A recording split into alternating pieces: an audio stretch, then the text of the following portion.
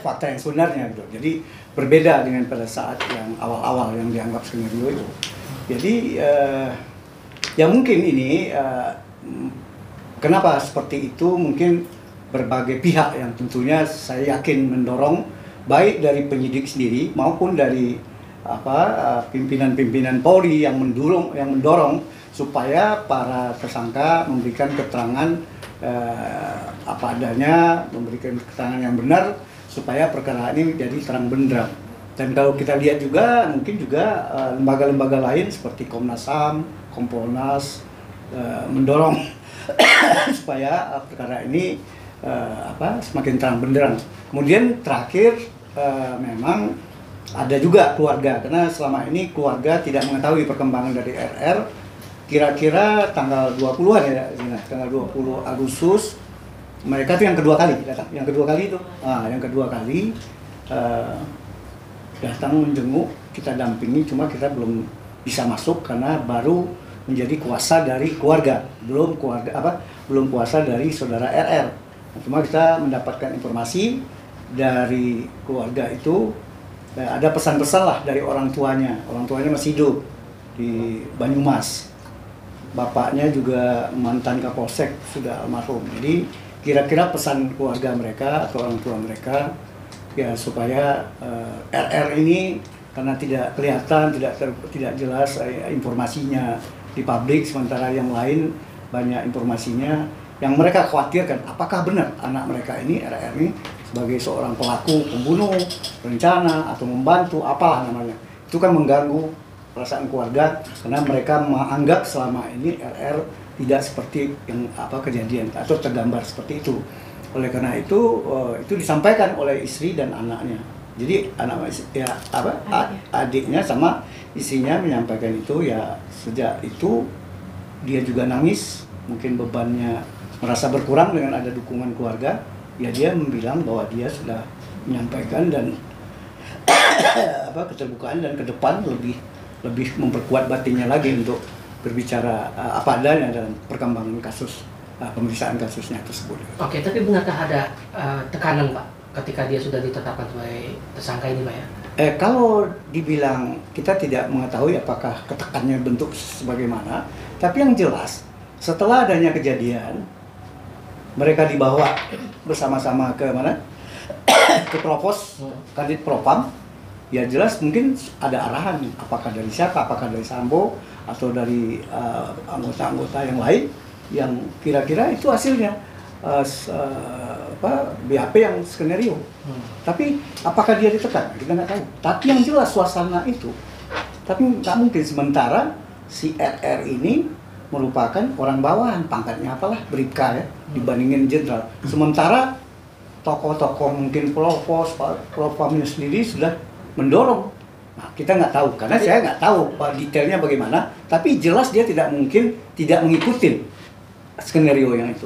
Oke, tapi Pak Erman dan tim pasti sempat bertemu ya waktu berada di dalam tahanan. Oh udah. Pengakuannya seperti apa sih gitu ya? Ya memang dia dikumpulkan. Ya, ditekan berarti ada enggak, dia nggak menyebut ditekan. Ya mungkin psikologi aja. Ini kan dia kan anak buah, dan dia pun kembali nanti kalau nggak ke Magelang itu ke rumah Sambo, karena tugasnya sebagai ajudan itu adalah mengurus 2 orang anak FS ini di Sekolah Taruna Nusantara di Magelang itu. Jadi masa dia bagaimana ya? Nah, harusnya pihak penyidik dong yang mengorek, yang bicara benar gitu. Ya. Jadi dia apakah ditekan apa enggak? Mungkin secara psikologis saya kira dia tertekan, nggak mungkin tidak. Gitu. Kalau dia tidak tertekan, nggak mungkin dia mau menyampaikan mengikuti skenario itu.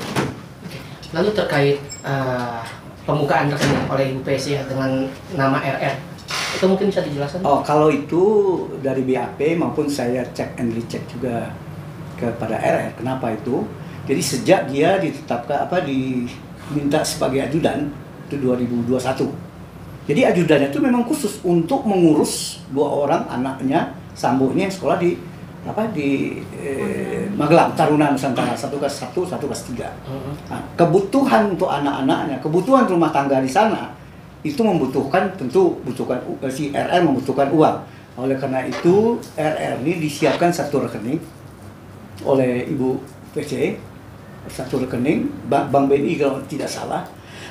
Tetapi rekeningnya itu bukunya, mungkin ATM-nya atau M-Banking-nya dipegang oleh Ibu Sambo ini. Namun demikian kebutuhan yang kebutuhan di Magelang itu untuk anaknya, untuk rumah itu dia mungkin per bulan diajukan, baru dikirim oleh Ibu PC itu ke rekening yang milik sendiri, yang betul-betul dimiliki sendiri oleh saudara RR. Jadi begitu anunya. Tapi benarkah ada aliran dana, ya bahasanya maaf ya Pak ya, uang pencucian uang lah? Oh, kalau itu saya tidak dengar. Yang jelas itu hanya untuk kepentingan dibuka rekening untuk kepentingan rumah tangga yang ada di Magelang dan untuk kebutuhan anak-anaknya.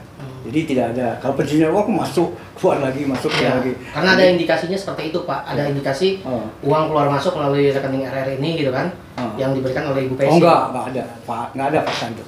Di BAP nggak ada, saya tanya juga nggak ada. Karena ini kan pengakuan dari pihak lawyernya J ya? Ya, seperti itu. Lawyer J ya sepanjang dia menyampaikan itu nggak apa-apa, tapi fakta yang kita lihat, ya nggak tahu kalau perkembangannya ya, kita nggak tahu. Tapi yang jelas yang disampaikan ke penyidik itu adalah biaya-biaya kebutuhan untuk anak dan rumah tangga di sana di Magelang. Saat ini kondisi RR seperti apa Pak? Kalau kondisi mungkin ya setelah ketemu keluarga sudah plong gitu ya. Yang kedua kita juga mendampingi intensif ya beban itu agak berkurang. Namun ya tentunya dia berharap karena dia merasa bahwa dia dalam hal ini sebenarnya korban atas keadaan yang tidak diinginkan. Berarti fakta baru ini ada di dalam BAP baru? Udah.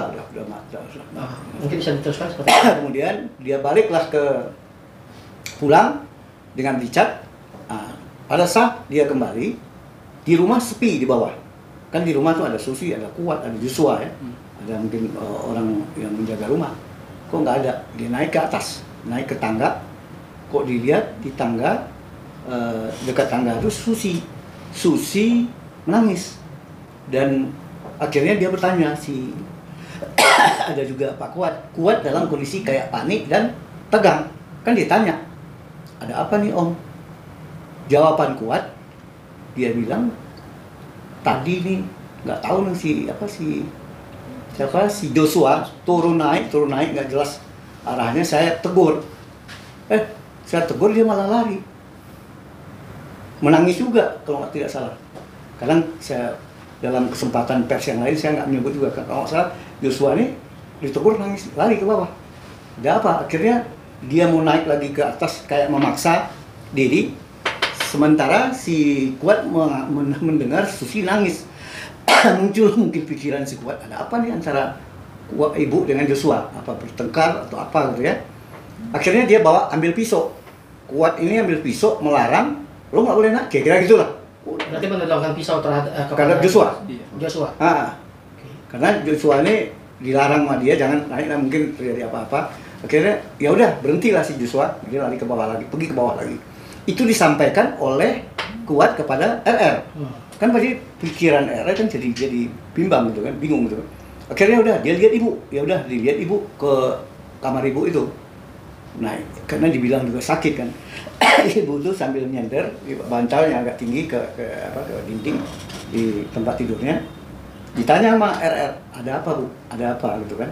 Nah, jawaban ibu tidak menjawab, tapi malah menanyakan Joshua mana? Joshua mana? Tolong panggil Joshua. Nah, kemudian dalam pikiran RR, karena tadi ada ketegangan antara Joshua dengan yang diucapkan Kuat, dia berinisiatif mengambil. Dia turun, dia ambil senjata miliknya Joshua, satu panjang, satu pendek, karena khawatir mereka takutnya ribut, malah terjadi apa-apa gitu. Sementara dia termasuk yang lebih senior lah dibandingin Joshua ya, dibandingin Richard. Akhirnya diamankan di kamar anaknya Pak Sambo di atas itu. Tujuannya untuk mencegah jangan sampai mereka berantem lagi, takutnya terjadi karena si Anu pakai senjata gitu kan. Ya udah turun dia ke bawah karena ibu minta ketemu, dia turun cari Joshua. Dia tanya lagi Joshua, "Jos, ada apa sih Jos?" Jawaban dia itu nggak tahu tuh Om Kuat marah-marah sama saya. Jadi dia nggak marah-marah juga, marah-marah sama saya. ada apa? Nggak tahu tuh, kenapa dia marah-marah juga mas saya. Oke lah, Jos, kalau gitu tenang aja kamu. Tadi saya ke atas melihat ibu. Ibu kayak baring kurang sehat. Kamu ditanyain, kamu dipanggil. Nggak mau dia pertama. Dia nggak mau. Nggak mau bang. Saya jangan begitu. Ini ibu kan kurang sehat. Tadi kamu diminta, ayolah. Dibujuk, akhirnya naik. Mau dia naik ke atas. Sampai di kamar ibu, lantai 2 itu, dia masuk. Kemudian RR nunggu di luar. Nggak ikut. Si Joshua duduk di lantai. Ibunya sambil baring setengah badan itu kan.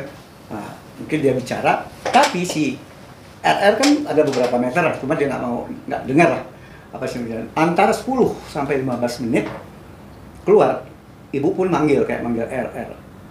Ya udah, RR jemput lagi siapa si Joshua, bawa turun. Dia bawa turun sampai di bawah, dia bertanya lagi ke Joshua. Ada apa sih sebenarnya Joshua? Dia lihat memang udah agak tenang Joshua udah agak tenang. Jawaban Joshua berbeda dengan pertama. Kalau yang tadi kan dia marah juga kan. Sekarang dia bilang, udah bang, nggak apa-apa bang. Jadi kalau udah situasi udah tenang. Jadi dari fakta itu pada saat RR tidak mengetahui ada pelecehan di Magelang. Apakah ada apa enggaknya? Mungkin sebelumnya kita nggak tahu gitu. Ya kan? Berarti ada keterangan terbalik ya antara pengakuan Ibu PC adanya itu pelecehan seksual. Iya, kalau Ibu PC memang dalam konfrontir kita dengar, saya dengar itu bahwa ibu merasa dia sakit, ketiduran hari itu ya, tiduran, bangun jam berapa, kemudian dia bangun kayak bunyi berdebuk gitu, terus di kakinya dia merasa si Anu memperlakukan tidak senonoh atau persetubuhan terhadap dia. Oke, Pak, dari pihak pengacara sendiri, apakah memungkinkan untuk merubah status RR ini sendiri Pak dari TSK menjadi saksi itu Pak? Iya, kalau saat ini tentu tidak saya kira. Karena sudah bergulir bahwa dia sudah jadi seorang tersangka pasal 340, untuk 38 dan untuk 55 dan 56. Oke. Tapi kesaksian antara RR, PC dan beberapa saksi lainnya itu sepertinya tidak sinkron Pak gitu Pak. Apakah memungkinkan juga itu untuk upaya hukum lain gitu Pak? Tidak sinkron kan kita tidak tahu karena kita tidak baca BAP mereka yang lain-lain. Karena itu kan baru bisa kita lihat nanti kalau persidangan. Kalau sekarang kan kita yang tahu semua kan penyidik. Penyidik semuanya kan dia pegang kan. Kalau sekarang kita tahu hanya RR pun juga baru kita dapat kan. Selama ini kan banyak nggak tahu. Makanya telat opini publik terhadap penjelasan terhadap RR ini kan baru muncul terakhir karena setelah kita masuk kita pun mendapatkan BAP cukup lama gitu kan. BAP baru sendiri kapan ditandatangani itu? Berapa hari yang lalu? 3 hari yang lalu. 3 hari yang lalu. Baru 3 hari yang lalu ditandatangani. Yang terakhir. Oke. Dip, ya. Jangan lupa subscribe dan nyalakan lonceng.